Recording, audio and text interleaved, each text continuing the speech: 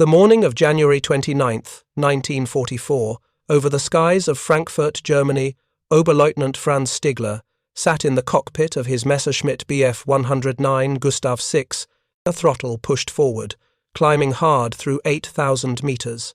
The radio crackled with the familiar cadence of ground control directing intercepts, American bombers inbound, heavy bombers, B-17 flying fortresses, probably 200 of them, maybe more, droning toward their targets in tight defensive boxes. This was the mission Stigler and his Jagdgeschwader had trained for. This was what the Luftwaffe existed to stop. But something was different this morning. The radio chatter held an edge of tension that Stigler had not heard before.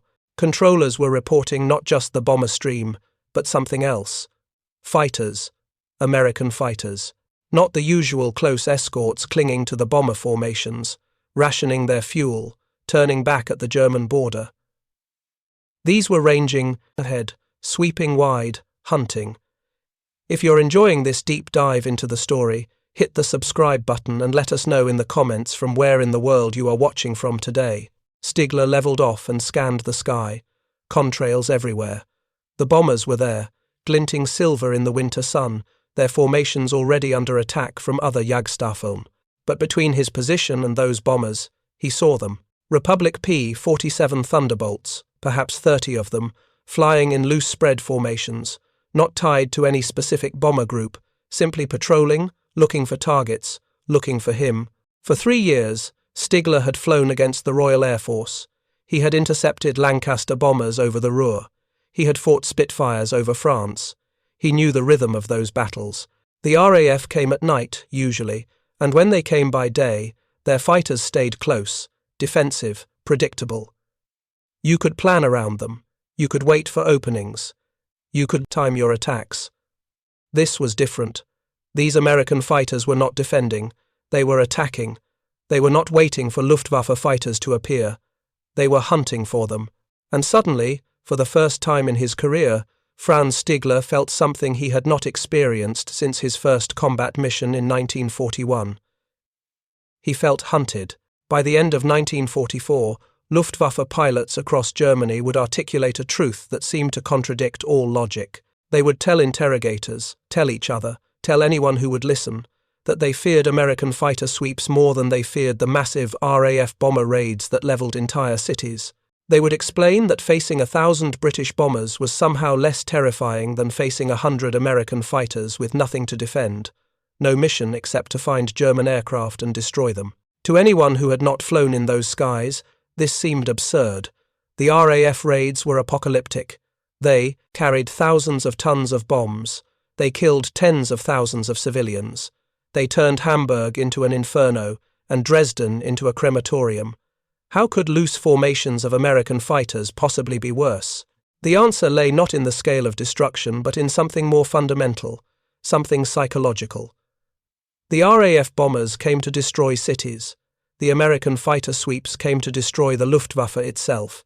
And for the men who flew for Germany in the final years of the war, that distinction meant everything. This is the story of how the Luftwaffe learned to fear something more than bombs. This is the story of how American fighter doctrine, born from desperation and refined through brutal trial, broke not just German air superiority, but German morale. This is the story of the moment when survival became impossible, when the sky itself became the enemy. In September 1939, when Germany invaded Poland, the Luftwaffe was the most advanced, most experienced, most tactically sophisticated air force in the world. That was not propaganda. That was measurable fact. German pilots had combat experience from the Spanish Civil War, where they had refined their tactics flying with the Condor Legion. They had developed the Finger 4 formation, the Schwarm, which provided mutual support and tactical flexibility far superior to the rigid Vic formations flown by other air forces. They had aircraft that were, plane for plane, equal to or better than anything their opponents flew. The Messerschmitt Bf 109, particularly the E model that entered service in 1939, was a formidable machine. It had a top speed of 354 miles per hour at 13,000 feet. It could climb to 20,000 feet in 7.5 minutes. It mounted two 7.92mm machine guns above the engine and two 20mm cannons in the wings. Most importantly, it had fuel injection, allowing it to perform negative G maneuvers that would starve the carburetors of British Spitfires and Hurricanes. German pilots were professionals in an air force that valued skill and aggression. Training was rigorous. New pilots received approximately 250 hours of flight time before joining operational squadrons, far more than most Allied air forces provided. They learned energy fighting, how to convert altitude into speed and speed into killing position. They learned deflection shooting, how to lead a target and fire where it would be, not where it was. They learned formations that allowed them to attack with surprise and mutual support. The early campaigns validated this confidence completely. In Poland, the Luftwaffe destroyed the Polish Air Force in days.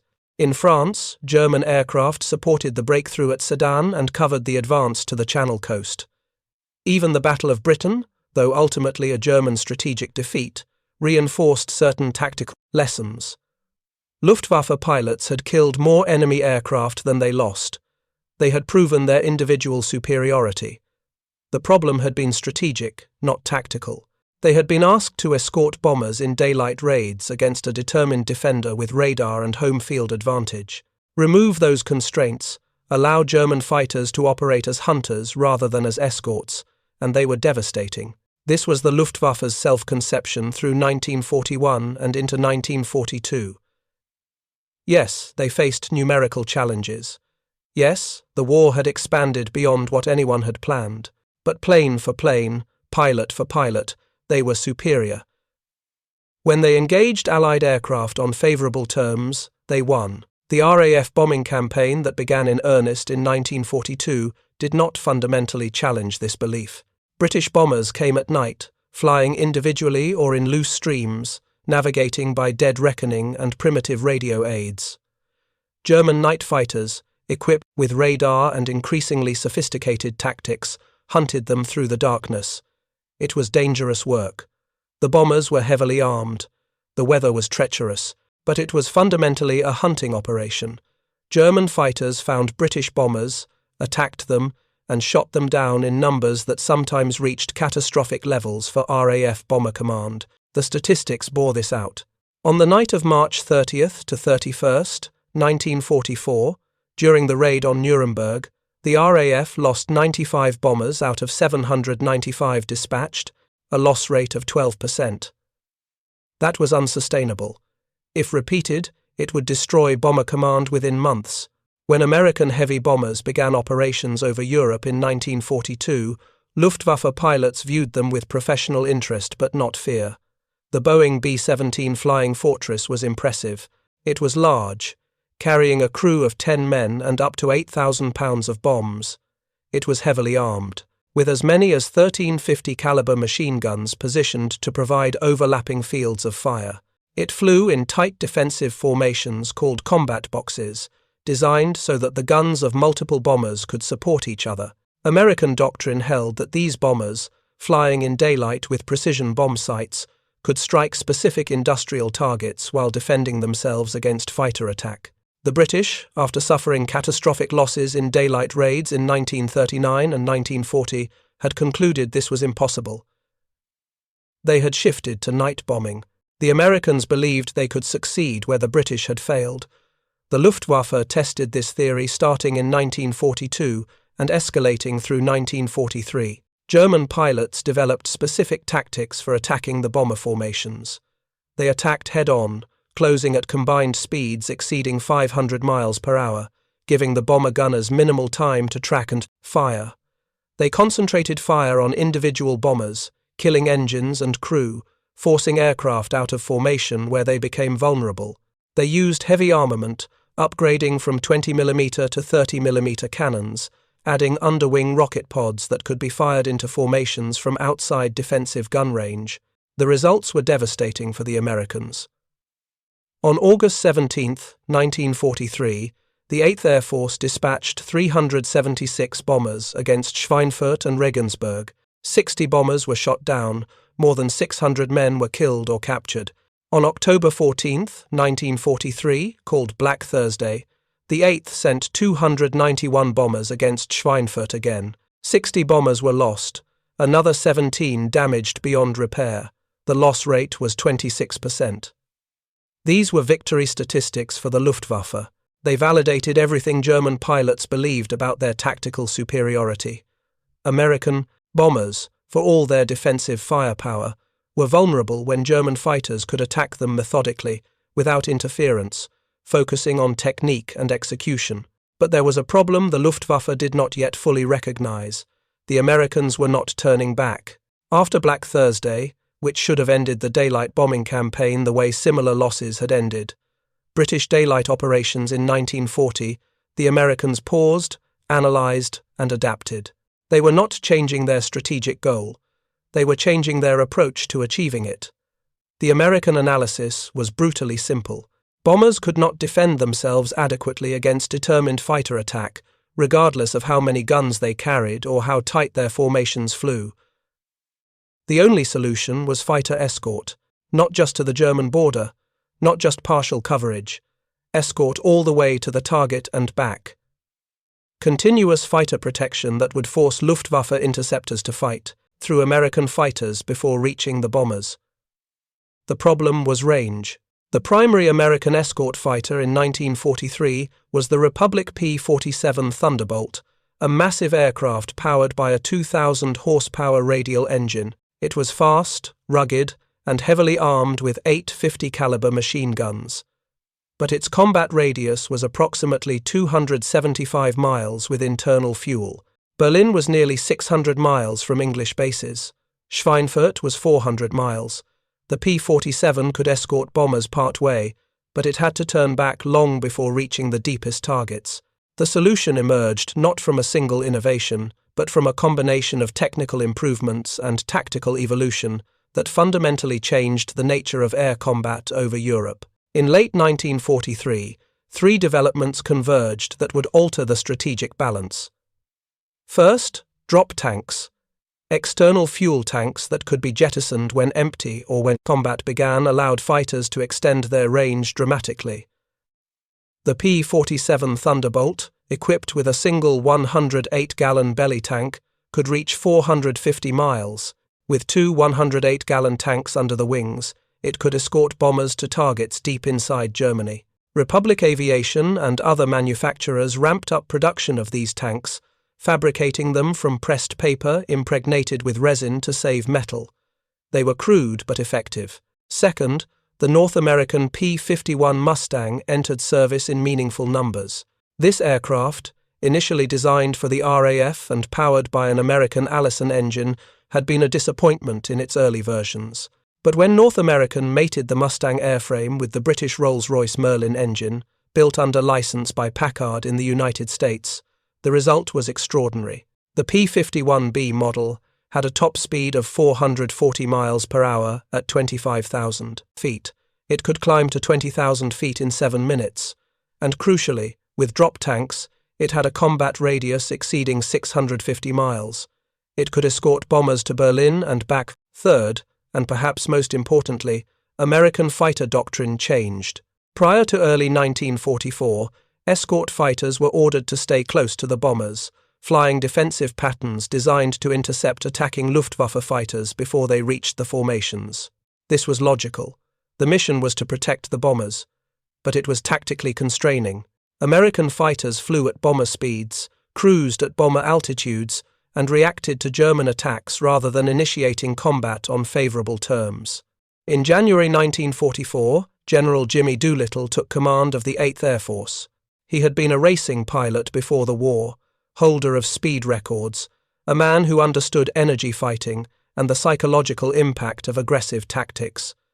Within weeks of taking command, Doolittle made a decision that would fundamentally alter the air war over Europe. He authorized fighter sweeps. American fighters would no longer stay tied to the bombers. They would range ahead of the formations, fly above them, sweep wide on the flanks. They would hunt for German fighters, engage them wherever they found them, pursue them to their airfields if necessary. The mission of the American fighter pilot was no longer defensive protection. It was offensive destruction of the Luftwaffe. Major General William Kepner, commanding 8 Fighter Command, summarized the new doctrine in a phrase that became legendary among American pilots. The first duty of the 8th Air Force fighters is to destroy German fighters. Not to protect bombers, to destroy fighters. The distinction was subtle but profound. This meant American fighters could use their performance advantages. The P-51 was faster than the Bf-109G and the Focke-Wulf FW-190A at most altitudes. It could outdive both German fighters. It had better range. And now, freed from close escort duties, American pilots could leverage these advantages. They could bounce German formations from above. They could pursue damaged aircraft. They could strafe airfields. They could make the Luftwaffe fight on American terms. The psychological impact of this doctrine shift cannot be overstated. For Luftwaffe pilots, the nature of their mission changed overnight. Through 1943, they had been hunters. Their job was to find American bomber formations, attack them, and withdraw. American fighters were obstacles to avoid when possible, to engage when necessary, but not the primary target. The bombers were the target. Starting in early 1944, the Luftwaffe became the hunted. American fighters were no longer obstacle to maneuver around. They were active threats, searching for German aircraft. A Luftwaffe pilot climbing to intercept altitude had to worry not just about reaching the bombers, but about being bounced by Mustangs or Thunderbolts during the climb. A pilot attacking a bomber formation knew that American escorts would pursue him, that he could not simply dive away and escape. The statistics bear out this shift. In February 1944, the 8th Air Force began Operation Argument, later called Big Week, a coordinated series of massive raids against German aircraft production facilities. Over 6 days, American bombers flew nearly 3,600 sorties. Luftwaffe fighters rose to defend, and American escorts tore into them. The 8th Air Force claimed 414 German aircraft destroyed in air combat during Big Week. Luftwaffe records confirm losses of approximately 350 fighters, with another 100 damaged. More importantly, the Luftwaffe lost 240 pilots killed or captured, experienced men who could not be quickly replaced.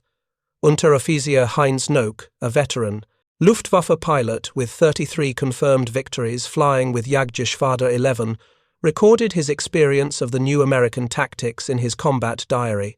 On March 6, 1944, his unit scrambled to intercept a large American bomber formation approaching Hanover. Nock climbed through 15,000 feet, watching his fuel gauges, calculating the time available for combat before he would need to land.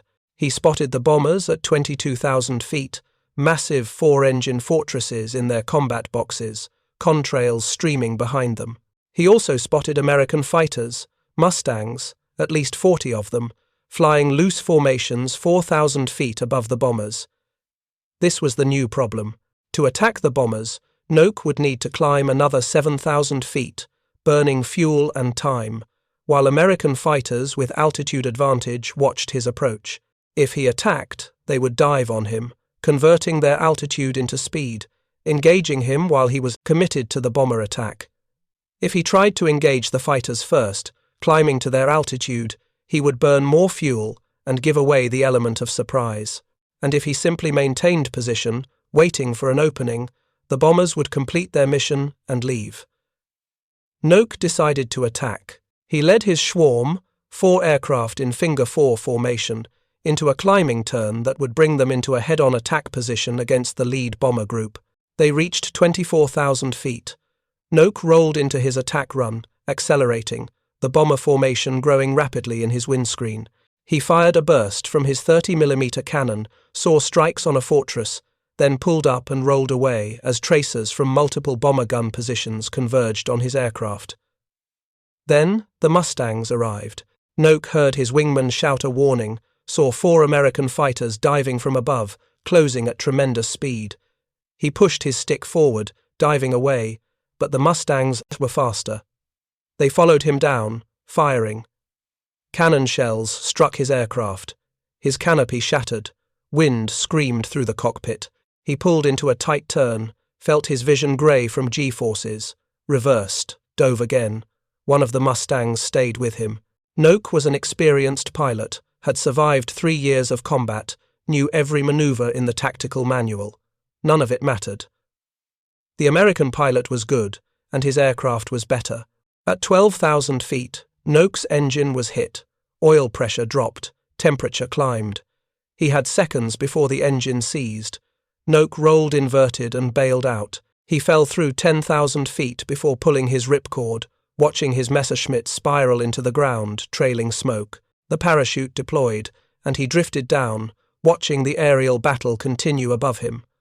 2 more German fighters were falling in flames. The American formation was already withdrawing, escorting the bombers toward their target. The entire engagement had lasted perhaps 8 minutes. When Noak reached the ground and was picked up by German soldiers, he learned that his Staffel had lost 4 pilots killed and 2 wounded in the engagement.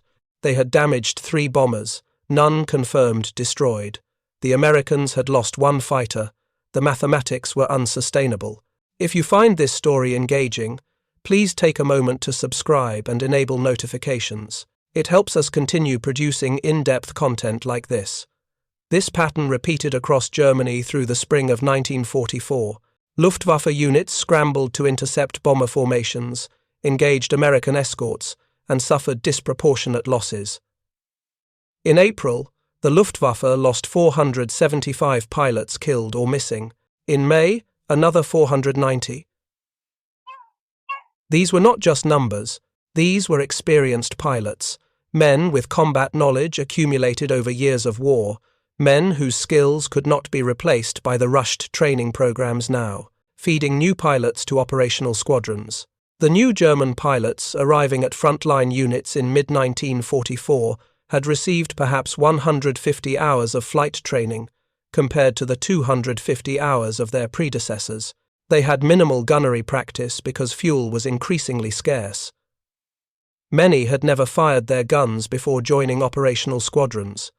They had limited tactical instruction because experienced pilots who might have trained them were dying in combat at rates that exceeded pilot production. Major Günther Rahl, one of the Luftwaffe's leading aces with 275 confirmed victories, described the change in a post-war interview. Through 1943, he explained, Luftwaffe pilots fought with confidence. They knew they were outnumbered. They knew the war situation was deteriorating. But they believed in their skills, their aircraft, their tactics. When they engaged enemy aircraft, they expected to win more often than they lost. By summer 1944, that confidence had evaporated. Rahl described climbing to intercept altitude and seeing American fighter formations above him, below him, on all sides. He described attacking bombers and having Mustangs appear from nowhere, engage, and force him to break off. He described watching new pilots, boys with barely 100 hours of flight time, fly their first mission and die within minutes because they lacked the experience to survive in that environment. The psychological impact was compounded by the nature of American tactics. When the RAF bombed at night, Luftwaffe pilots faced discrete missions. They would scramble, engage for a period, land, rest, and prepare for the next night. The tempo was brutal but manageable. There were breaks between engagements. American daylight operations were different. The bomber streams came in daylight, which meant Luftwaffe fighters operated during the day when they could be seen, tracked, and engaged, and the Americans came nearly every day when weather permitted. February 1944, the 8th Air Force flew missions on 20 out of 28 days. March, 24 missions. April, 23 missions. The operational tempo was relentless. More insidiously, the American fighter sweeps meant there was no safe time. Even when no bombers were inbound, American fighters ranged over Germany, hunting, Luftwaffe pilots trying to transfer between bases, to ferry new aircraft, to conduct training flights, were vulnerable. American fighters shot up trains, attacked trucks on roads, strafed airfields. They disrupted the entire operational infrastructure of the Luftwaffe. The statistics documenting this shift are stark. In the first quarter of 1944, the Luftwaffe lost 1,401 pilots killed or missing on the Western Front. In the second quarter, 1,459. This represented approximately 30% annual attrition per quarter, a rate that made long-term survival impossible. A pilot joining a fighter unit in early 1944 had less than a 50% chance of surviving 3 months. Oberleutnant Heinz Noack, who survived his bailout in March, flew again in May. His combat diary entries from this period document the psychological deterioration. He wrote about exhaustion, about fear, about watching new pilots arrive and die. He wrote about fuel shortages that limited training and forced operational compromises. He wrote about retreating from engagements that 6 months earlier he would have pressed, not because he lacked courage, but because survival required conserving aircraft and pilots for missions where they might actually succeed. On May 8, 1944, Noack wrote in his diary, "The Americans are showing increasing strength. Their fighters are everywhere. Today we could not even reach the bombers before being engaged by Mustangs. 3 of our new pilots were shot down. I brought my swarm home, but we accomplished nothing. This cannot continue. We are being destroyed." The comparison with RAF bombing operations became explicit in Luftwaffe pilot discussions. Facing RAF bombers at night meant flying in dangerous conditions against heavily armed opponents in darkness. It was hazardous. Pilots died. But the night fighter pilots had agency. They hunted. They used radar to find targets. They maneuvered into attack position. They decided when to engage and when to break off. They controlled their tactical situation within the constraints of weather and darkness. Facing American fighter sweeps meant being hunted. It meant knowing that superior enemy aircraft flown by increasingly experienced pilots were actively searching for you. It meant climbing toward bombers while watching the sky for diving Mustangs. It meant being forced into defensive maneuvering at the moment you needed to be offensive against the bombers. It meant constant vigilance, constant fear, constant awareness that the next moment might be your last. By June 1944, when Allied forces landed in Normandy, the Luftwaffe was a fundamentally different organization than it had been 6 months earlier. The fighter force that had dominated European skies in 1940 and 1941, that had inflicted terrible losses on Allied bombers through 1943, had been broken not by strategic bombing of factories or fuel supplies, though those contributed, but by systematic destruction in air combat. The numbers tell the story with brutal clarity. In the first 6 months of 1944, the Luftwaffe lost approximately 2,800 fighters on the Western Front, roughly half the entire fighter strength Germany possessed at the start of the year. More critically, the Luftwaffe lost approximately 2,300 pilots killed, missing, or permanently disabled during this period. These losses exceeded the output of German pilot training programs, which produced approximately 1,500 new fighter pilots during the same time frame. The mathematics were simple and unforgiving. The Luftwaffe was losing pilots faster than it could replace them, and the pilots being lost were predominantly the experienced ones, the men with multiple combat tours, the flight leaders and squadron commanders who provided the tactical expertise that kept units effective. They were being replaced by barely trained novices who died in their first or second missions at rates that made survival statistically improbable. Heinz Noack flew his last combat mission on June 29, 1944. His unit, decimated by losses, was withdrawn from operations for rest and refitting. By this point, Noack had 52 confirmed victories and had been shot down 8 times, bailing out or crash-landing his aircraft. He survived the war, but many of his comrades did not. Of the pilots he had flown, within early 1944, fewer than 20% were still alive by war's end. The tactical situation over Germany became increasingly hopeless through the summer and fall of 1944. American fighter groups, now thoroughly experienced and equipped with the best aircraft available, dominated German airspace.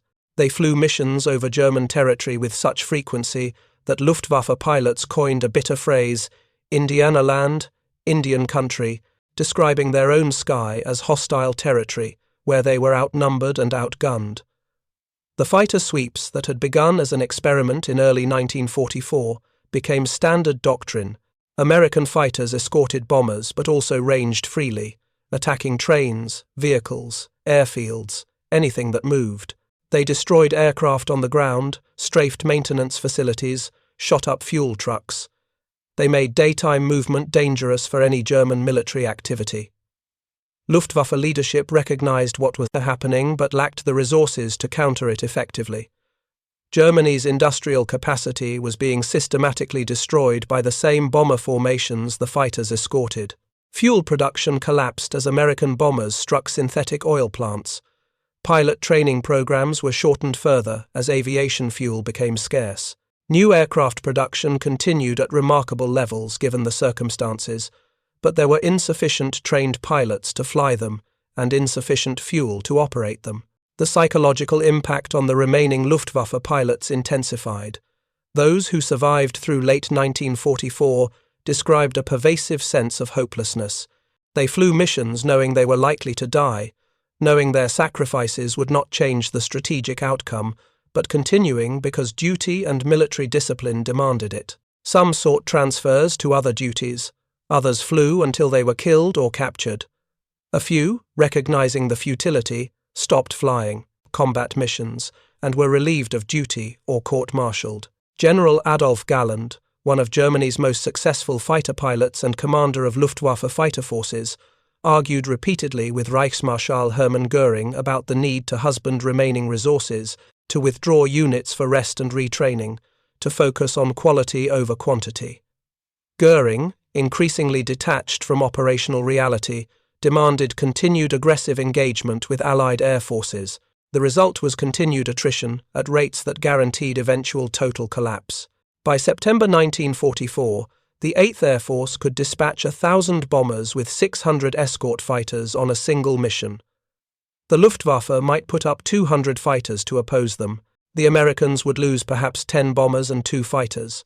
The Germans would lose 30 fighters and 20 pilots. The Americans would return the next day with similar numbers. The Germans would have fewer aircraft and fewer pilots than the day before. This was not warfare in any traditional sense. This was systematic destruction of an air force through superior numbers, superior equipment, superior logistics, and superior doctrine. The Luftwaffe had become what military analysts would later describe as a wasting asset, consuming resources and men without meaningful impact on the strategic situation. To understand why Luftwaffe pilots feared American fighter sweeps more than RAF bomber raids, one must understand the psychological difference between the two threats. RAF Bomber Command operations, while strategically devastating, allowed Luftwaffe pilots a measure of professional agency and tactical control that American fighter sweeps denied them. When RAF bombers came at night, German night fighter pilots flew in darkness using onboard radar equipment or ground-controlled intercept vectors to find targets. The night fighter pilot was a hunter. He received information about bomber streams from ground controllers. He searched his radar scope for contacts. When he found a target, he closed to attack range, identified the bomber visually against the lighter sky above, maneuvered into firing position, and attacked. He controlled the engagement. He decided when to fire, when to break off, when to search for another target. The bombers were dangerous. They carried defensive armament, typically powered turrets with rifle-caliber machine guns. They flew in streams that made tracking difficult. Weather complicated intercepts. The work was exhausting and hazardous.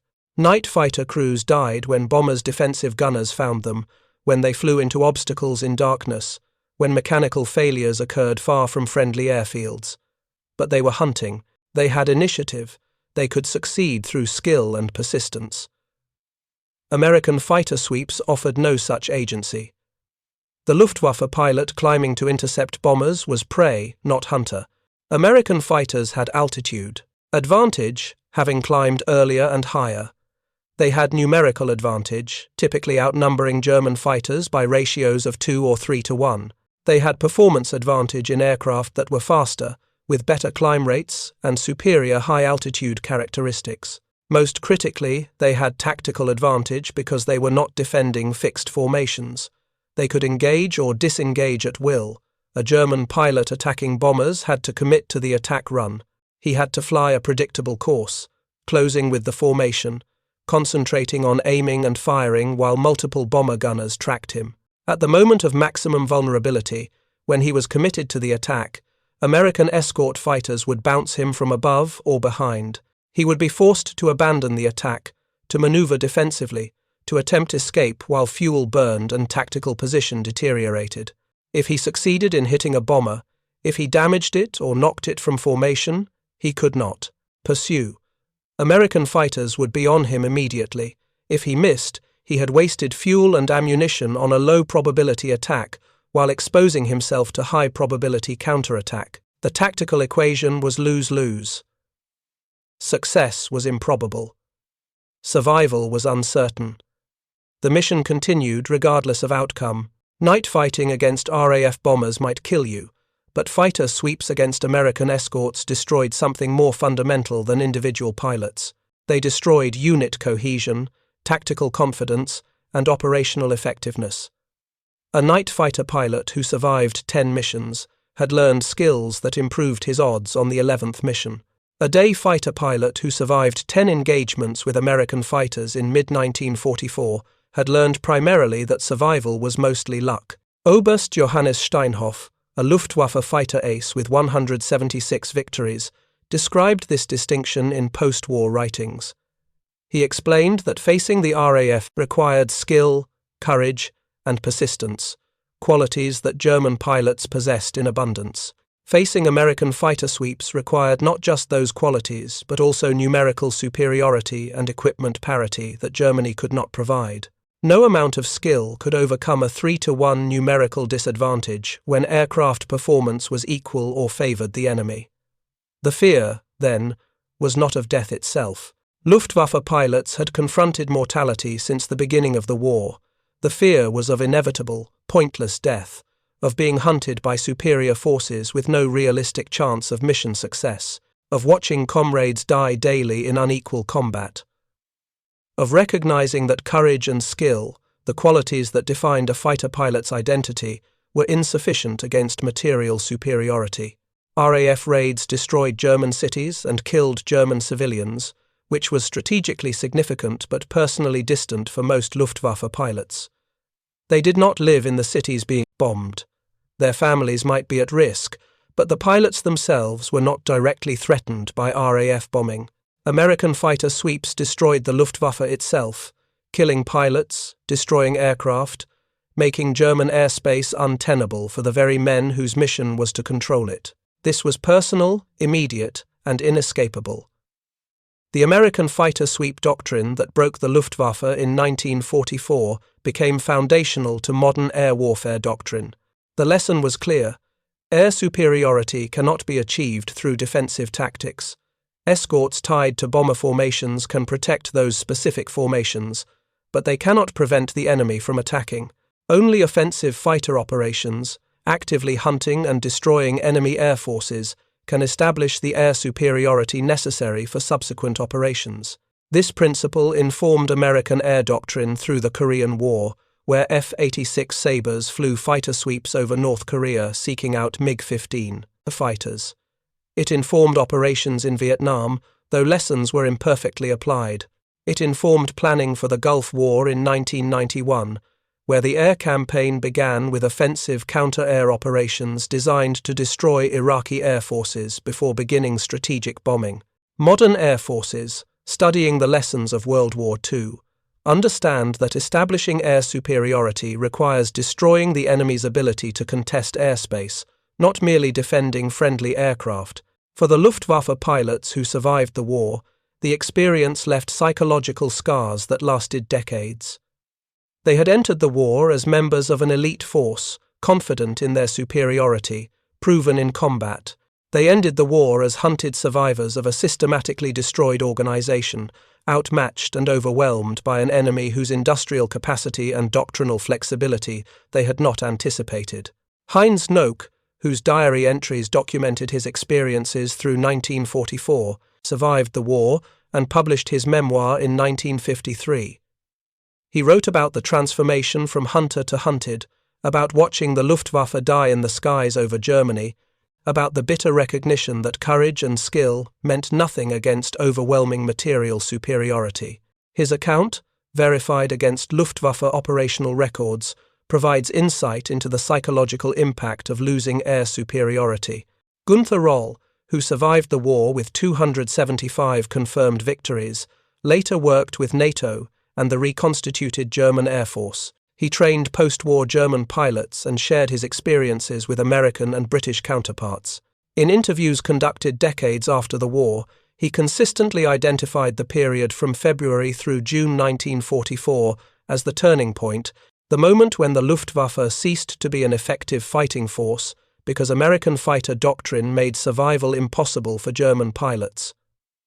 The strategic impact of the American fighter sweeps extended far beyond the aerial battles themselves. By destroying the Luftwaffe's fighter force in the first half of 1944, American air operations enabled the successful Normandy invasion in June. Allied aircraft flew over 14,000 sorties on D-Day with minimal German interference. Luftwaffe fighter units, decimated by months of attrition against American fighters, could not contest Allied air superiority over the beaches. Ground forces operated with overwhelming air support, a luxury that German forces had enjoyed in 1940 but could only dream of by 1944. The bombers continued their missions, now with negligible losses. Strategic bombing of German industry, transportation networks, and oil production facilities proceeded with increasing effectiveness through late 1944 and early 1945. The Luftwaffe, unable to stop the bombers because American fighters had destroyed its American ability to mount effective opposition, could only watch as Germany's war-making capacity was systematically demolished. On that January morning in 1944, when Franz Stigler saw American fighters ranging ahead of bomber formations, hunting for targets, he witnessed the beginning of the end for the Luftwaffe. The tactical shift from defensive escort to offensive fighter sweeps, combined with aircraft like the P-51 Mustang that could execute that doctrine deep over Germany, broke German air power not through strategic bombing or attrition of industrial capacity, but through direct destruction of pilots and aircraft in combat. They could not win. The fear that Stigler felt that morning, the recognition that he was being hunted rather than hunting, was the same fear that eventually consumed the entire Luftwaffe fighter force.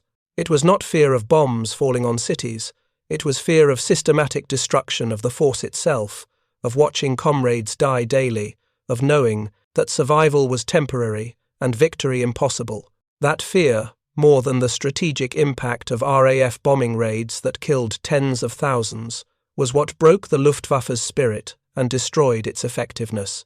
The Americans had learned what the British discovered the hard way in 1940. Bombers alone cannot win air superiority, but the Americans had resources, aircraft, and doctrine to implement the solution. They built fighters that could escort bombers anywhere. They trained pilots in numbers Germany could not match. And most critically, they freed those fighters to hunt, to kill enemy aircraft wherever they found them, to make the sky itself hostile territory for their opponents. When Luftwaffe veterans said they feared American fighter sweeps more than RAF bomber raids, they were not minimizing the horror of strategic bombing. They were acknowledging a professional military truth. Being destroyed as an organization, watching your force systematically eliminated, through tactical defeat after tactical defeat, is psychologically worse than enduring strategic bombing that kills others. The bombers threatened Germany. The fighter sweeps threatened the Luftwaffe itself. For the men who flew and died in defense of German airspace, that distinction meant everything. Thank you for watching. For more detailed historical breakdowns, check out the other videos on your screen now and don't forget to subscribe.